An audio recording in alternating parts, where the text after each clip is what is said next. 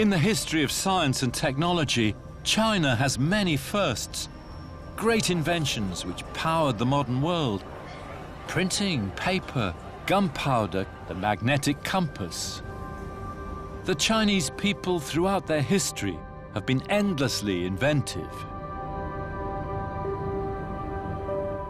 In the middle of the departure hall at Beijing Airport is a huge bronze sculpture. It's a replica of a water clock, designed by a Chinese scientist nearly 2,000 years ago. It's a reminder of the importance that Chinese civilization always gave to science and technology. In modern times, it fell behind the West in that, and especially in the period of the Cultural Revolution in the 1960s and 70s. But 40 years ago, the movement began to restore science and technology in China. And now it's gathering pace every day.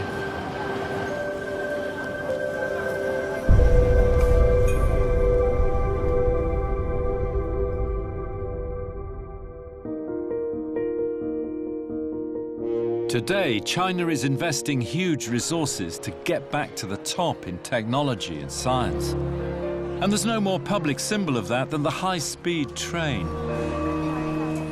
China has the world's largest high-speed network, trains taking you almost soundlessly across this vast country in just a few hours. And this all started 40 years ago, at a time when China was still in its first industrial age. It was the dream of China's new leader then, Deng Xiaoping. In 1978, Deng went to Japan and saw how far China had fallen behind. 新干线列车当年是210公里的时速，而中国的列车时速是60公里，反差如此之大，可想而知邓小平受到了什么样的刺激。Deng's fact-finding trip to Japan had convinced him that bettering the lives of the Chinese people could only be brought about through the latest technology.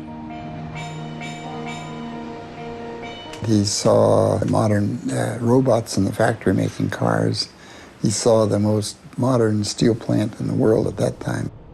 He talked to Matsushita, who the great electronics man, and he could see the extraordinary technology. And he was excited like a little kid in seeing all those things.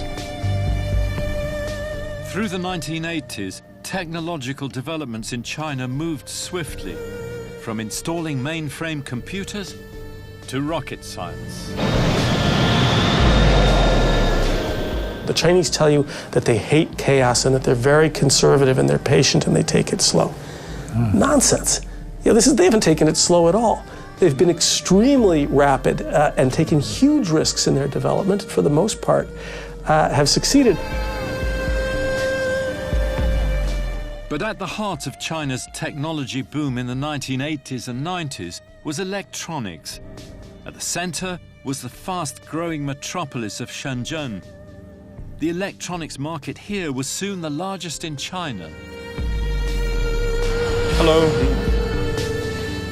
But China's developing high-tech industry was based on imported technology and parts, and cheap local labor doing the processing and assembling for export.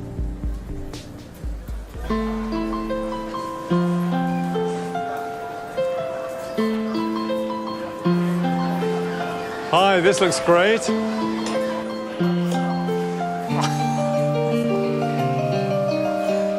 So this one is 485. Yes. 485, including the coda. Yeah. Yeah, 485. God, it's only about 60 quid. And all this is made in China. Yes. Shenzhen. Shenzhen. Everything made in Shenzhen. Yes. But in 2002, they shifted the focus to a smaller cluster of technologies and now began to promote indigenous innovation. I don't buy into this that everything has been copied. What they did was called learning by doing. And what they did was they imported know-how and technology. They weren't so interested in the how of it, the theory of it. Let's put it to work. Let's start putting people to work. Let's start adding to the economy. And we have time, later on to figure all of this out. But they started their own programs.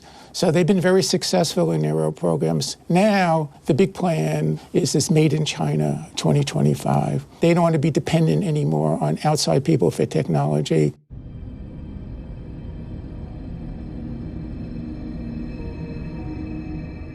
In 2014, the government widened its focus again, looking at the entire manufacturing process, not just in the area of technology, but also in modern services and in traditional industries like the railways.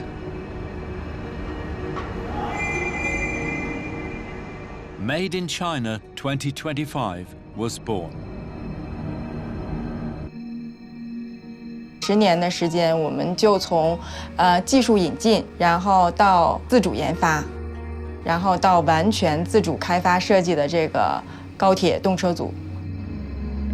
我们这个复兴号动车组所有的关键的系统，包括牵引系统、制动系统、网络系统，都是由我们国家完全自主生产制造的。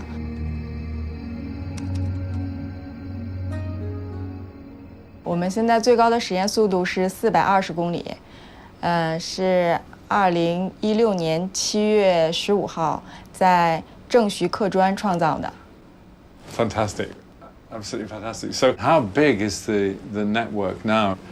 到2017年底，然后中国的这个高铁里程是2.5万公里，然后基本上这个里程加起来是占全世界从第2名到第10名国家总和，然后这个是属于世界第一。That's incredible. 25,000 kilometers of high-speed network. Looking at the future, the network is still expanding. How do you see the future? 到2025年，应该全国的高铁线是3.8万公里。我们时刻准备着走到国外去。So while China is aiming to be self-sufficient in traditional technologies by 2025, the next goal is to be at the cutting edge in the development of new technologies. And the key to achieving that is for the high-tech companies to form relationships with research institutes and universities like SUSTech here in Shenzhen. And this is beginning to change the way China teaches science, with the emphasis now on innovation and creativity. Hi, everybody. Can I interrupt you? Okay. So what are you doing at the moment? We are doing an experiment to produce carbon fiber reinforced polymer composite. Wow. Yeah. And can I just ask you, why did you choose this university? In SUSTech, there are many opportunities and options. I can just do what I want to do in this laboratory and choose the topics that I'm interested in and do something that I am so passionate about. So you have a choice of research areas. Yeah. How about you?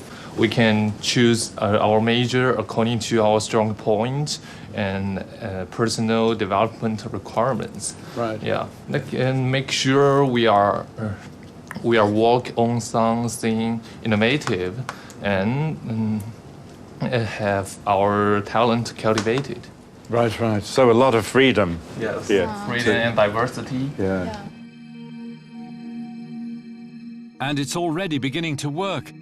In 2017, Shenzhen alone generated $338 billion, over 40% from innovative tech businesses. And the next plan is to expand China's Southern Development Zone to include Macau and Hong Kong. This area is one of the most economically developed areas in China nowadays. And by combining Hong Kong and Macau, the central government has a plan to develop the whole Pearl Delta area into one of the biggest bay areas in the world to become competitive as compared to Tokyo Bay and San Francisco Bay. So China has gone from the first industrial age to the third in just 40 years. And Shenzhen, a small fishing village 40 years ago, has been transformed into a giant metropolis of 13 million people, a high-tech hub, home to huge firms like Huawei, DJI, and Tencent. Okay, this is the future. It's so future that you have to address a robot to begin with.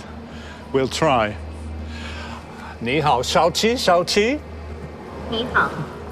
It works. And today, these companies are flexing their muscles on the world stage, looking forward to the fourth industrial age. I will follow you. Lead on, Xiaoqi.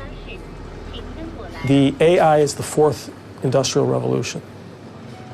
The primary work on AI, deep machine learning, was done in the United States. But going forward, it may be that you need not the people who make the breakthroughs like deep learning, but the tinkerers, the people who follow Edison and apply electricity. And China is a nation of tinkerers.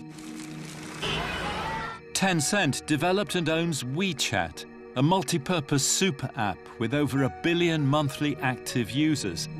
And they're now applying it in many areas, like health and medicine. The phone is a good point of contact to connect to other devices. I input some symptoms on a WeChat interface, then there's an AI robot at the back end that tells me what potential departments and specialties that I should go to first try. In cancer screening, we make use of AI-assisted medical imaging analysis to enable radiologists to better find early tumors. AI never gets tired. Computer can work 24 hours a day. I'm very optimistic. I can foresee that AI being applied to other types of detection. There are really numerous opportunities that the product teams that we have are trying out. So AI and robotics are the next arena, and China's access to big data may give them the edge. The oil that makes the AI machine run is data, and China will have more data because of its people and because it is able to direct and use their data as they wish. So China may be very well positioned to be one of the two leaders in artificial intelligence. China has come a long way in the past 40 years, but now the eyes of the world are on her future. Change in history can happen in many different ways, and great historical events can take different forms. Can technology change the mindset of a civilization no less than war and politics? It certainly gives a different meaning to the idea of revolution.